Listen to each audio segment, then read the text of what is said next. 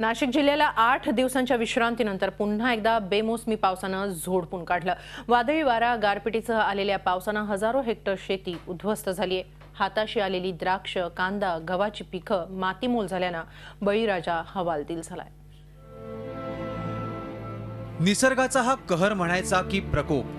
काबाड कष्ट करून तळहातावरच्या फोडाप्रमाणे जपलेली शेती आणि पोटच्या गोळ्याप्रमाणे पिकांना वाढवलेल्या शेतकऱ्याला तर हा तडाखा सुन्न करणार आहे। मागच्या आठवड्यात झालेल्या अवकाळी पावसाचे पंचनामे पूर्ण होत नाही, तोच या गारपिटीनं दणका दिल्यानं शेतकऱ्याचा कणाच मोडून पडलाय। बुधवारी दुपारपासूनच वादळी वाऱ्यासह आलेल्या गारपिटीनं सिन्नर निफाड तालुक्याला अक्षरशः झोडपून काढलं।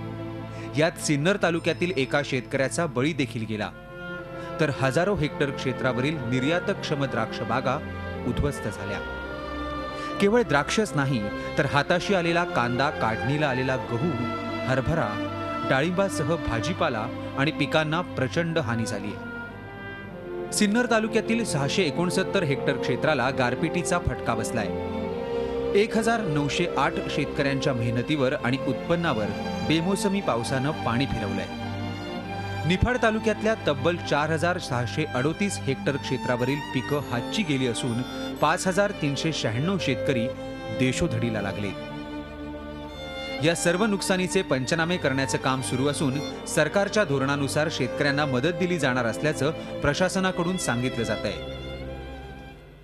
कुठल्याही प्रकारचा दुष्काळ, नैसर्गिक आपत्ती यासाठी जर काही मदत देण्याची असेल तर ती देणं अनुज्ञेय आहे, परंतु इलेक्शन कमिशनची परवानगी घेऊन ते देऊ शकतं। त्यामुळं तसं त्याला आचारसंहितेची बाधा येण्याची आवश्यकता नाही, त्याची परवानगी घेऊन ते देऊ शकतं। प्रशासकीय पातळीवर पंचनामे, आचारसंहितेची कारणं पुढे करून केवळ कागदी घोडे नाचवले जात आहेत, तर हवालदिल झालेला शेतकरी निसर्गानं झोडपल्यानंतर मायबाप सरकारकडे डोळे लावून बसलाय। प्रत्यक्षामध्ये तलाठी घ्या, सर्कल ऑफिसर घ्या, रेव्हेन्यू खातं घ्या, यांची जर काम करण्याची पद्धत जर तुम्ही पाहिली तर शेतकऱ्यांना याचा कधीही फायदा होत नाही। आणि मदत जी येते ती अशी मदत येते की 50 रुपयाचा चेक तो वटवायला 100 रुपये लागतात।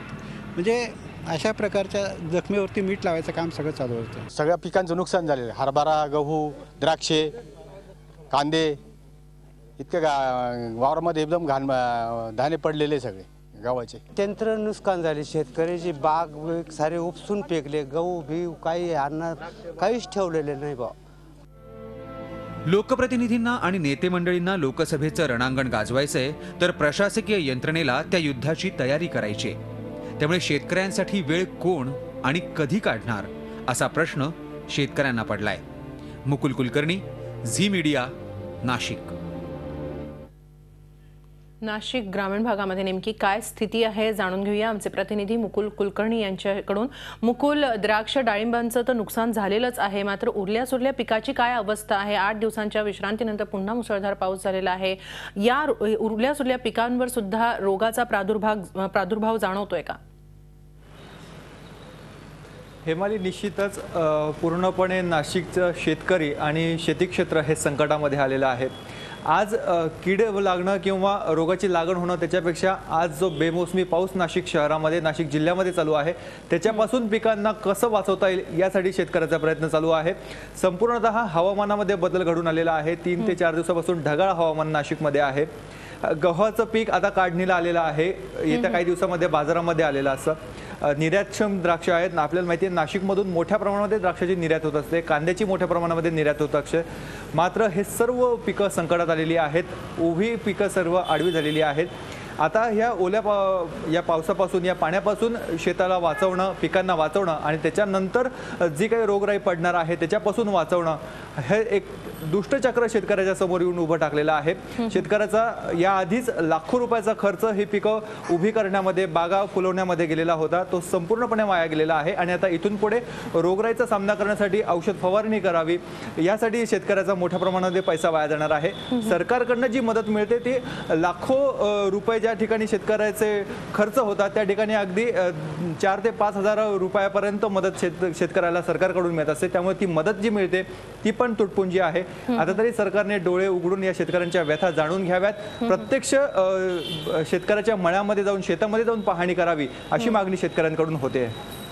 नक्की धन्यवाद मुकुल, आपण दिलेल्या सर्व माहितीसाठी. खरोखरच बळीराजा संकटात सापडलेला आहे आणि त्यामुळे सरकारने लवकरात लवकर याची दखल घ्यावी आणि लवकरात लवकर योग्य आणि व्यवस्थित मदत शेतकऱ्यांपर्यंत पोहोचवावी हीच अपेक्षा आहे. झी 24 तास रहा एक पाऊल पुढे.